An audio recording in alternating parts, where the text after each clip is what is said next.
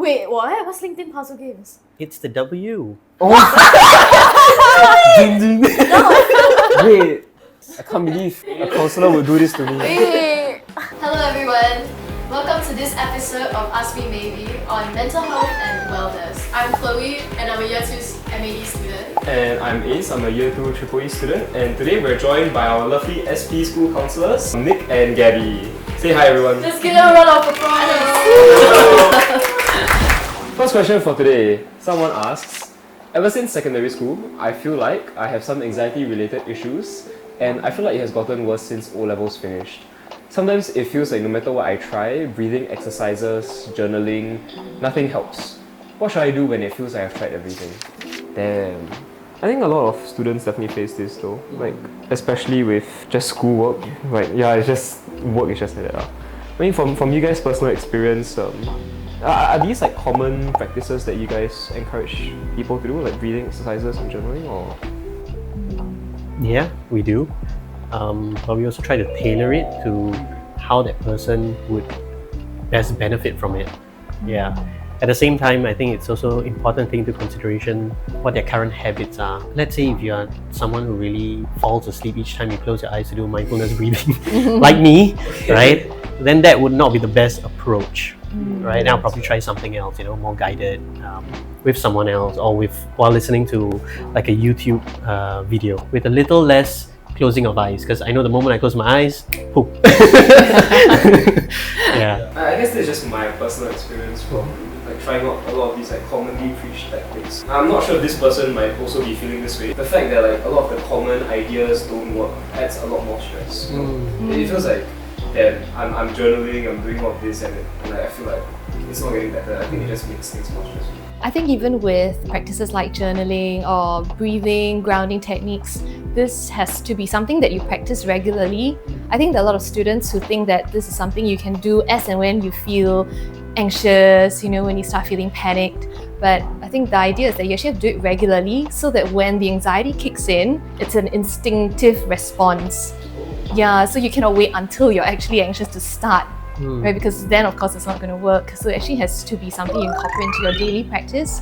Yeah, the other thing that we could try with students sometimes is to do more intentional, deliberate thought to reframing, right? Which means you may want to question yourself a little bit, ask yourself, where's this anxiety coming from? Right? Is there evidence for thinking this way? Right? And what is a more helpful way to think about the situation that you're in or whatever is causing you the anxiety?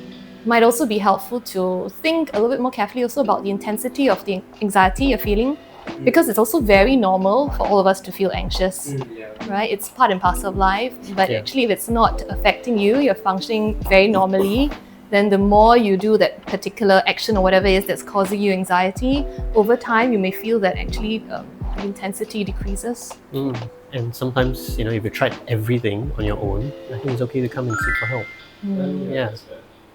This person asks, what if I go to a counsellor and just sit there not knowing what to say?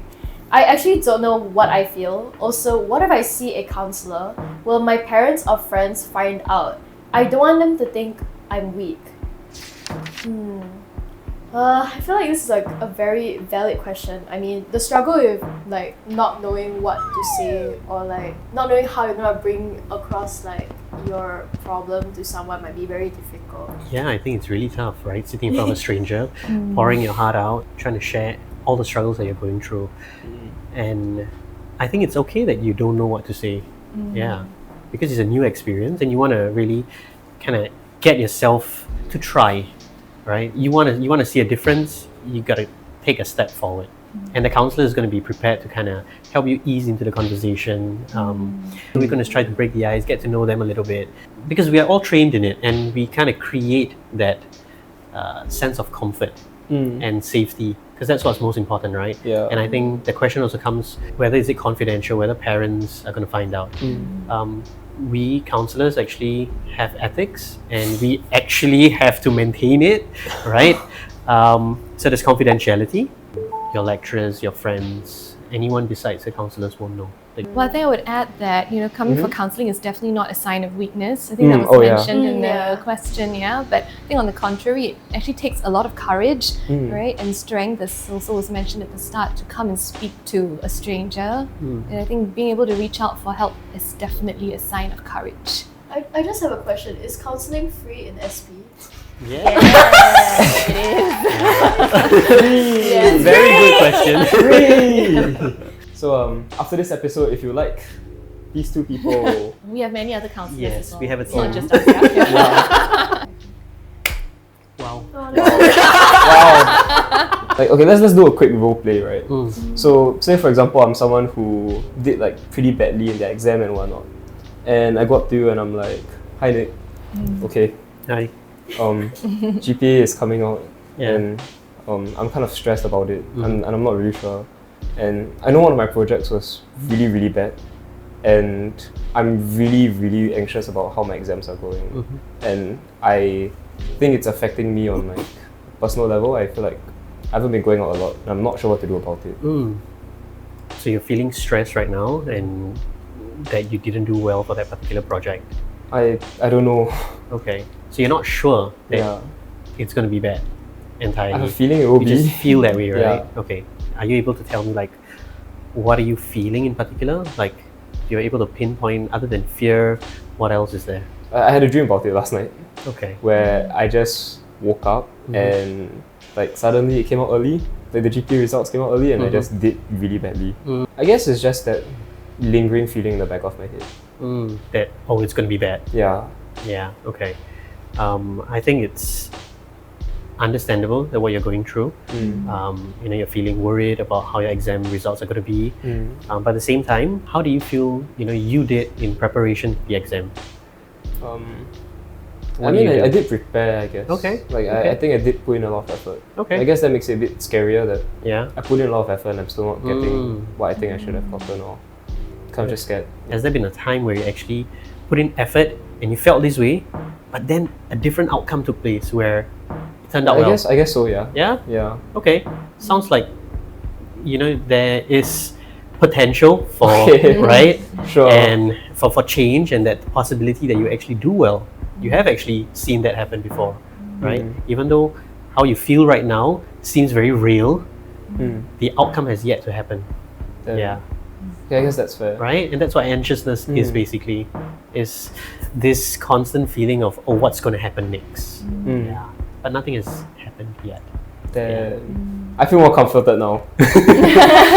You're welcome, Ace. Ace gets free counselling session. Remember, this is free! Another person asked, how can I help someone who is hesitating to seek help and or has suicidal thoughts? How to help someone without losing my own sanity? Sometimes they trauma dump on me way too much. Must be rather emotionally draining for like the friend to like have all that on her. Yeah, I think as well something to note is that you're not fully responsible for another person's mental health. Yeah. Like as much as you may want to help and as much as you care about this person, you're not fully responsible for their life and how they feel. I mean, if I know that I can't support my friend, I think there's always options available, leading them to where resources are. If they're currently feeling suicidal, they need suicidal support. There is SOS, there's IMH hotline, there's also a newly launched helpline from Mindline. Yeah. So there are a lot of these 24/7 helplines available. Yeah. On top of that, I think it's okay and it's rather commendable for you to be able to acknowledge that you have reached the maximum capacity you can offer and to actually direct them to a professional. Yeah, because you want them well, right? And I think being able to communicate that to your friend means more than anything, rather than just ghosting or not being able to respond.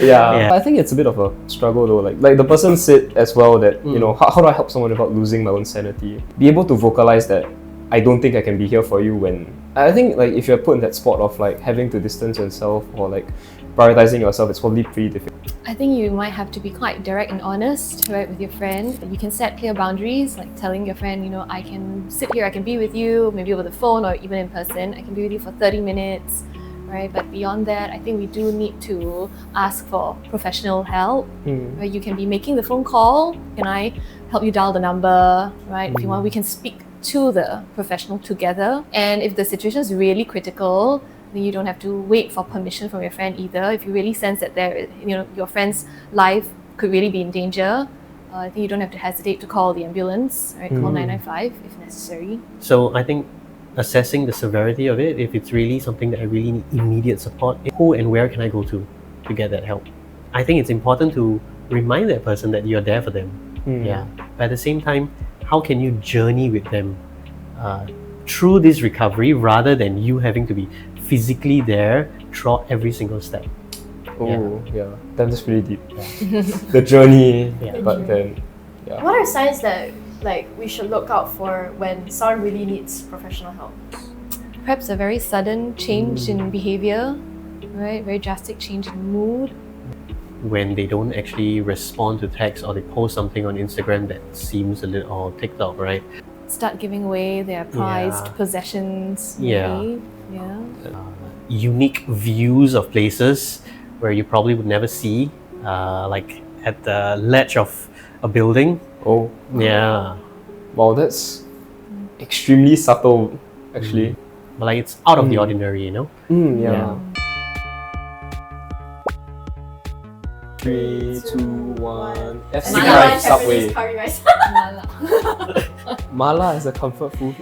I love mala. I love spicy food. Oh. It's always appetizing. So let's say if you're having a rough day, maybe you feel like, I lost my appetite. But I think no problem with mala. Plus I get to pick the ingredients that I like. Total opposite for me. I'm very scared about what happens after. Oh yeah. What about you? Chicken rice. Anytime, any day, anywhere. Wait, which? Was there a FC3. particular? Oh yes. Okay, yeah. The best. The best. Oh, this is gonna spark a debate in the comments. It's okay. already It's the best. It's gonna spark. FC1's Japanese curry rice. Because my spice tolerance is not that good, so sweet curry is good enough for me. Damn. Wait, now I feel really basic for saying Subway, bro. It's at FC5, guys. Don't doubt yourself. Yeah, the 680 meal, right? It's actually a really good deal. It's a whole 6-inch sandwich, any drink and any cookie. So Go to him for lifestyle advice. Yes. 3, 2, 1. What's LinkedIn LinkedIn? puzzle games. What is LinkedIn puzzle games? How do you guys not know what LinkedIn? Okay. Maybe I'm just a portfolio maxer. Okay, so like LinkedIn has these like puzzle games. Show them on screen, bro. Yeah, they're my favorite nightly activity. I do them before I sleep every day. That's very productive. Thank you. I just listen to music before I sleep. Oh. I'm basic. Wow. I watch shows every day. Yeah, I think so. At least one a day. Wednesday is pretty good now. Oh! Yeah. Okay. For me, it's reading. Yeah, enjoy reading. So every day I will have to take some time out of the day to read. Makes me happy. Favorite book? Don't know if I have a favorite book, but right now I'm reading a book called Strange Sally Diamond. It's very interesting. I like murder, mystery, thrillers. Yeah, that's my favorite genre. That was an interesting. I just heard I like murder and I'm like, okay. Genre, okay. And that's all the dilemmas that we'll be covering for today's topic. Be sure to follow SP's social media or else Ace will hunt you. Remember to like, subscribe, share, send this to your family group chat and send this to your personal tutor. Your Telegram channels. Yep. That's And it the for today. counselling is free. Yep, absolutely free.